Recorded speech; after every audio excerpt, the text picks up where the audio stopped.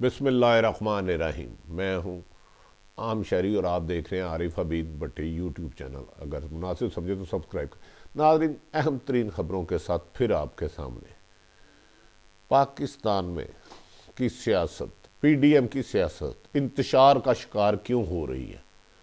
آصف علی زرداری صاحب نے، سابق صدر نے نواز شریف کو فون کر کے مریم کے بارے میں کیا گلے شکوے کیے؟ شہباز شریف نے جیل سے مریم نواز کو کیا پیغام بھیجا کہ آپ کی سیاست بند گلی کی طرف لے جا رہی ہے؟ کیا پی ڈی ایم آر پار کرنے کا جو دعویٰ کر رہی ہے اس میں کتنی صداقت ہے؟ اور دوسری بات اہم گفتگو کریں گے کہ بھارتی چیف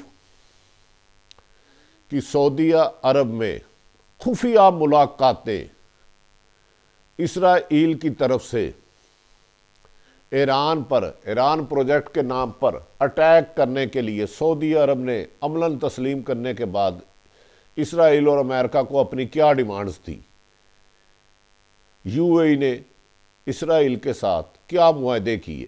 ان کی تفصیلات آپ کے سامنے پیش کریں گے کہ چند لوگ اپنے ذاتی مفاد کے لیے کس طرح ملکی وقار داؤ پر لگانے کی کوشش کرتے ہیں۔ ناظرین، آج پاکستان کے سب سے اہم ترین کیس لاہور ہائی کورٹ میں لگا ہے، جسے لاہور ہائی کورٹ کے فل بینچ کے جسٹس محترم قاسم خان سماعت کر رہے ہیں۔ اگر یہ سارے ماڈل ٹاؤن جس میں 100 لوگوں کو گولیاں ماری گئی 14 کے قریب شہید ہوئے، اگر اس کے اصل ملزمان کے خلاف کارروائی ہوتی ہے، آج دوسری جے آئی ٹی بننے کی ہے، تو پی ڈی ایم کا اس کو بہت زیادہ نقصان ہوگا۔ اس پہ تفصیلی گفتگو آپ سے کریں گے۔ ناظرین، سب سے پہلے آ جاتے ہیں موجودہ وزیر اعظم عمران خان کے خلاف پی ڈی ایم کی تحریک اس وقت عروج پر ہے، لیکن پی ڈی ایم کے فیصلوں میں فقدان نظر آ رہا ہے۔ بظاہر 11 جماعتیں ہیں، کوئی بھی بڑا فیصلہ جو اتفاق تھا کہ پی ڈی ایم کے پلیٹ فارم پر مشترکہ ہوگا، کل کے مریم نواز صاحبہ کے ورکر کنونشن میں، جو سوشل میڈیا کا کنونشن تھا، یہاں زیادہ گفتگو کی بجائے نواز شریف نے چائے پر زور دیا۔ اس پر آصف علی زرداری کو کیا خدشات ہیں؟ انہوں نے نواز شریف اور دیگر لوگوں سے کیا گلے شکوے کیے؟ مریم نواز صاحبہ نے تو اپنے کل کے ورکر کنونشن کے دوران تقریر میں آر اور پار کا نعرہ لگا دیا، جیسے کہ 13 دسمبر کو پاکستان کی کروٹ ہی بدل جائے گی۔ اور انہوں نے اس تقریر میں خصوصاً نہ اسٹیبلشمنٹ کو چھوڑا، نہ عمران خان صاحب کو چھوڑا، نہ عدلیہ کو چھوڑا، نہ نیب کو چھوڑا۔ غرض یہ کہ انہوں نے اپنی گفتگو میں تمام اداروں پر، ایف آئی اے، اسٹیبلشمنٹ پر گولہ باری کی۔ ان کی نظر میں شاید ان کی باتیں کچھ ٹھیک ہوں، لیکن کچھ بہت زیادہ ان کی باتوں میں تصادم بھی، ایک دوسرے سے مختلف رائے نظر آتی ہے۔ مریم نواز صاحبہ نے ظاہر یہ کیا کہ وہ 13 دسمبر لاہور کو پاکستان کا سب سے بڑا جلسہ کریں گے، جس کے بظاہر آثار تو نہیں آ رہے۔ لاہور کی تاریخ میں 2 بڑے واقعات ہوئے ہیں۔ ایک بے نظیر شہید جب باہر آئی، ان کا ایسا استقبال ہوا کہ جس کا آج تک اثر ختم نہیں ہو سکا۔ دوسرا عمران خان صاحب کا مینار پاکستان کا 2011 میں اہم جلسہ، اور تیسرا خادم حسین رضوی عاشق رسول کا جنازہ، جس میں حد نظر انسان ہی انسان تھے۔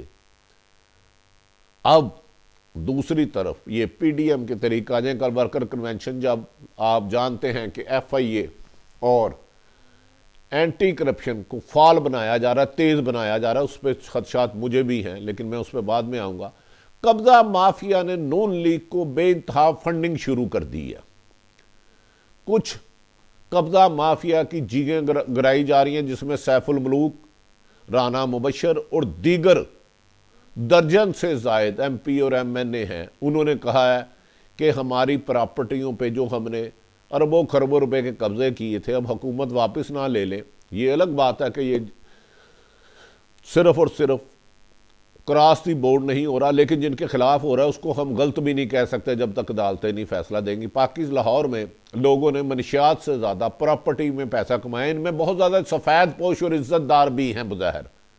انہوں نے مریم کے لیے فنڈنگ کا بڑا اعلان کر دیا ہے۔ مریم نے آج ریلی نکالنی ہے۔ آصف علی زرداری کے شکوے کہ مریم ہوتی کون ہے اکیلا استعفوں کا اعلان کرنے والی اور آر پار کرنے والی، یہ پی ڈی ایم فیصلہ کرے گی۔ جبکہ شہباز شریف نے جیل سے اپنی بھتیجی جو مسلم لیگ نون کے صدر ہیں، انہوں نے کہا کہ آپ آخری حدیں کراس کر رہی ہیں، آپ کی وجہ سے سیاست کو نقصان ہو رہا ہے، آپ جوش خطابت میں حقائق کے برعکس نہ صرف اداروں کو رسوا کر رہی ہیں بلکہ پارٹی کو بھی تقسیم کرنے کی وجہ بن سکتے ہیں۔ ناظرین، یہ خوفناک حقائق آج میرے 1 درجن سے قریب مسلم لیگ نون کے قائدین سے ٹیلی فون پر رابطے ہوئے۔ انہوں نے واضح طور پر کہا کہ ہم ریزائن نہیں دینا چاہتے، پر ہمیں بہت زیادہ دباؤ ڈالا جا رہا ہے مریم نواز کی طرف سے، جبکہ شہباز شریف نے تھوڑا سا کہا کہ آپ دیکھ بھال کے فیصلہ کریں، مریم بچی ہے، جذباتی ہے۔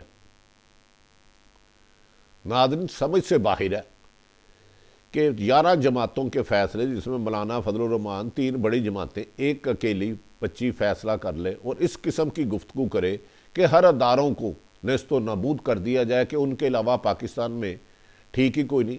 صحافت پر بھی انہوں نے لگایا، صحافت پر قدغن جو نون لیگ کے دور میں رہا وہ زندہ مثال آپ ہے۔ صحافیوں پر فائرنگ کی گئی، ادارے بند کیے گئے، صحافیوں کو جیلوں میں ڈالا گیا، جھوٹے مقدمات کیے گئے، غداری کے مقدمات کیے گئے۔ ارشد شریف جیسے انویسٹیگیٹر جرنلسٹ پر پرچہ ہوا اور ہم جیسے لوگوں پہ بے پناہ قسم کا دباؤ ڈالا گیا، جس کی تفصیلات میں فی الحال اس میں نہیں جاؤں گا۔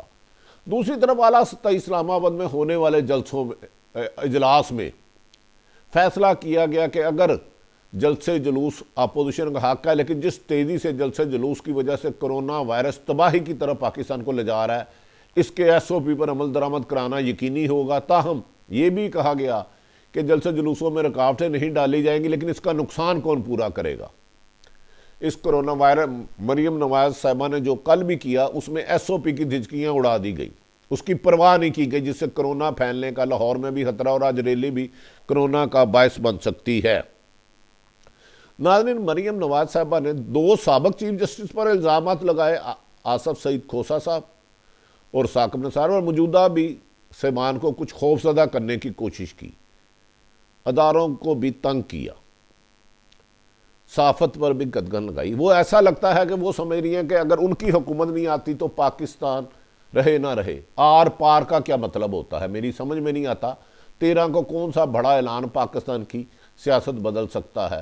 ریزائن کا کر سکتے ہیں، آنے والے دنوں میں لانگ مارچ کی ڈیٹ دے سکتے ہیں، لیکن اس کے لیے پی ڈی ایم کے پلیٹ فارم کو، جبکہ آصف علی زرداری اور بلاول کی گفتگو میں بھی مریم کے کچھ اکیلے سولو فیصلوں کو اعتراضات کیے گئے، خدشات کا اظہار کیا گیا، جس کے بعد پھر زرداری بہت جلد نواز شریف اور مولانا سے رابطے کر کے اپنے تمام باتیں بتائیں گے۔ جبکہ نون لیگ کے کچھ لوگوں نے کہا کہ ہمیں مریم نواز نہ صرف فنڈنگ مانگ رہی ہے بلکہ پریشرائز کر رہی ہیں، جبکہ پارٹی کے اندر سے ہی ایک بہت بڑی تعداد استعفوں کے خلاف ہے، لیکن ڈسپلن کی وجہ سے ہم خاموش ہیں کہ کیا مسلم لیگ کے سزا یافتہ سدا بہار قائد نواز شریف، جو بار بار چائے پی کے بیماری کے بہانے گئے اور پاکستان نہیں آ رہے، اور ہمیں کس آگ میں جھونک رہے ہیں۔ ہر ادارے پر ہر سیاسی جماعت سے لڑائی، کوئی بات نہیں، اختلاف رائے، لیکن ہر ادارے سے لڑائی، کیا یہ آئین اور قانون کی وائلیشن نہیں ہے؟ جن کو آئین اور قانون نے تحفظ دیا، اسٹیبلشمنٹ اور عدلیہ، ان پر وار کرنا آئین شکنی نہیں ہے؟ یہ فیصلہ ناظرین آپ خود کریں۔ نہ جانے کیوں مریم نواز کے نشانے پہ ہر ادارہ ہے جس سے وہ منہ میں آگ جو پھینکتی ہیں، وہ اداروں کو جھلسنے کی کوشش کرتی ہیں، وہ بچتے ہیں کہ نہیں، اس کا فیصلہ تو آنے والے وقت میں آئے گا۔ آصف علی زرداری اور مریم کا پیغام، شہباز شریف کا مریم کے لیے پیغام اہم ہے۔ کیا P D M long march کر سکتی ہے؟ یہ اس کا حق ہے۔ کیا اس کو متحدہ رکھنے کے لیے مریم نواز کی سولو فلائٹ کو روکنا ہوگا؟ آصف علی زرداری اور شہباز کی یہ رائے ہے، لیکن نواز شریف کیا فیصلہ کرتے ہیں؟ 8 کو بڑا اعلان، کیا متوقع ہے؟ میکسیمم لانگ مارچ، دھرنا، استعفوں تو پیپلز پارٹی نہیں مان رہی، انہوں نے انکار کر دیا، اور سندھ حکومت سے تو انہوں نے کہا ناممکن ہے۔ بہرحال اب زیادہ وقت نہیں رہا، آنے والے دنوں میں دیکھتے ہیں کہ کیا فیصلہ کیا جاتا ہے۔ ناظرین، دوسری طرف ہم آ جاتے ہیں آصف علی، وہ آرمی چیف، بھارت کے آرمی چیف مودی، جس نے بھارت کو تباہی کے دہانے پہ کھڑا کر دیا۔ مقبوضہ کشمیر میں حملہ کیا نریندر مودی، بھارتی وزیر اعظم، جس نے ویسی قانون سازی کی کہ اس وقت بھارت میں کروڑوں کسان مزدور نریندر مودی کی پالیسیوں کے خلاف کروڑوں سڑکوں پر ہیں، اور انہوں نے کہا نریندر مودی سے کوئی مذاکرات نہیں کیے جائیں گے، وہ ملک دشمنی، عوام دشمنی پالیسیاں بنا رہے ہیں۔ کیا بھارت اپنے ٹکڑے خطرے ہونے کی بجائے دوسرے ملکوں کا امن تباہ کرنا چاہ رہا ہے؟ بھارت میں نکلنے والے کروڑوں لوگ نریندر مودی کو ایک فاشسٹ لیڈر قرار دے چکے ہیں، اور انہوں نے کہا کسی بھی قیمت پر اس سے ملاقات نہیں ہوگی۔ اسی کے ڈیوائیڈ کرنے کے لیے نریندر مودی نے اپنے آرمی چیف منوج نروانے کو سعودی عرب بھیجا، جس جہاں اس کی خفیہ ملاقات جاری ہیں۔ سعودی شہزادے محمد بن سلمان سے ملاقات کی انہوں نے، اور اس موقع پر محمد سلمان نے کہا عملاً ہم نے آپ کو ایک قسم کا تسلیم کر لیا ہے جس کا رسمی اعلان کر دیں گے، ہماری فضائی حدود بھی آپ استعمال کر سکتے ہو، لیکن سعودی عرب میں ہونے والی میرے خلاف سازشوں کا کیا ہوگا؟ میری حکومت کو کس طرح کنٹرول کیا جائے گا؟ خلیج ممالک میں سعودی عرب کو تحفظ اور محفوظ کس طرح بنایا جائے گا؟ ہمیں تو پاکستانی فوج نے محفوظ بنایا ہوا ہے، لیکن سعودی دورے پہ بھارتی آرمی چیف کی ٹانٹ گولیاں، اور وہ یہی کنونس کرتے رہے کہ اسرائیل کے ذریعے نیتنیاہو ہر حال میں ایران پروجیکٹ کے نام پر حملہ کرنا چاہتا، کیمیائی ہتھیار کا بہانہ بنا کر۔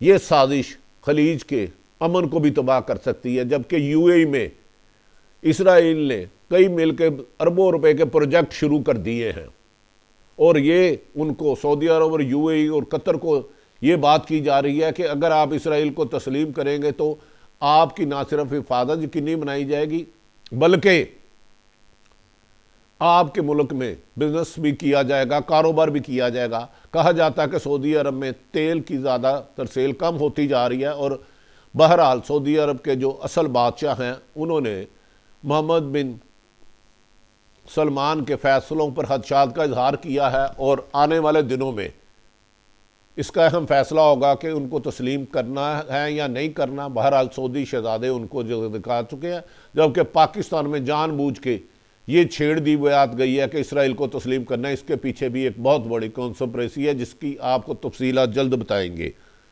خلیجی ممالک کی اور ایک چھوٹا سا ڈرامہ کر دیا سعودی عرب نے کہ جب تک فلسطین کے دو ریاستی حل نہیں ہوگا فلسطین اسرائیل کو تسلیم نہیں کریں گے، لیکن یہ ایک فارمیلٹی ہے۔ ناظرین، آج پاکستان کے سب سے اہم ترین کیس لاہور ہائی کورٹ میں لگا ہے، جسے لاہور ہائی کورٹ کے فل بینچ کے جسٹس محترم قاسم سماعت کر رہے ہیں۔ اگر یہ سانحہ ماڈل ٹاؤن جس میں 100 لوگوں کو گولیاں ماری گئی 14 کے قریب شہید ہوئے، اگر اس کے اصل ملزمان کے خلاف کارروائی ہوتی ہے، آج دوسری جے آئی ٹی بننے کی ہے، تو پی ڈی ایم کا اس کو بہت زیادہ نقصان ہوگا، کیونکہ اس میں نامزد ملزمان شہباز شریف، رانا ثناءاللہ، سابق آئی جی محترم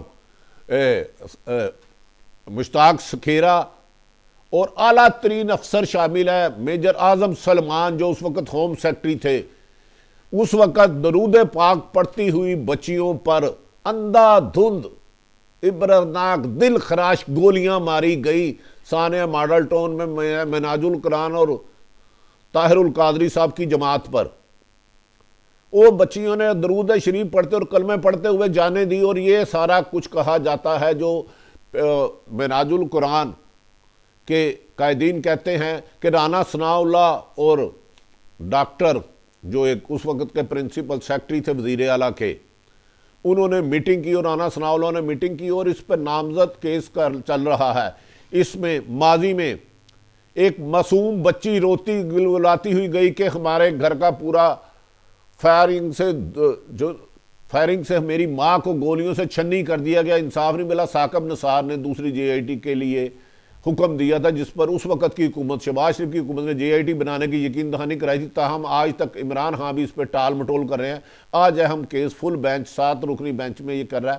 اگر یہ فیصلہ ہو جاتا تو اس وقت کے اصل قاتل جو ہیں جن میں نامزد ملزم بقول ڈاکٹر طاہر القادری گنڈا پور صاحب اور دیگر قائدین کے مطابق شہباز شریف رانا، سنان اللہ ڈاکٹر توقیر رانا، جبار ایس پی جو ہیں مبشر، اور 3-4 اور ایس پیاں ہوتے ہیں، تو اللہ کرے کہ ان لوگوں کو انصاف ملے۔ ناظرین، عارف حمید بھٹی نے موجودہ گفتگو آپ کے سامنے رکھی۔ اگر عارف حمید بھٹی یوٹیوب چینل پسند آئے تو ہو سکے تو سبسکرائب کریں، اپنے ارد گرد رہنے والوں کی خوشیوں کا خیال رکھیں۔ پاکستان زندہ باد۔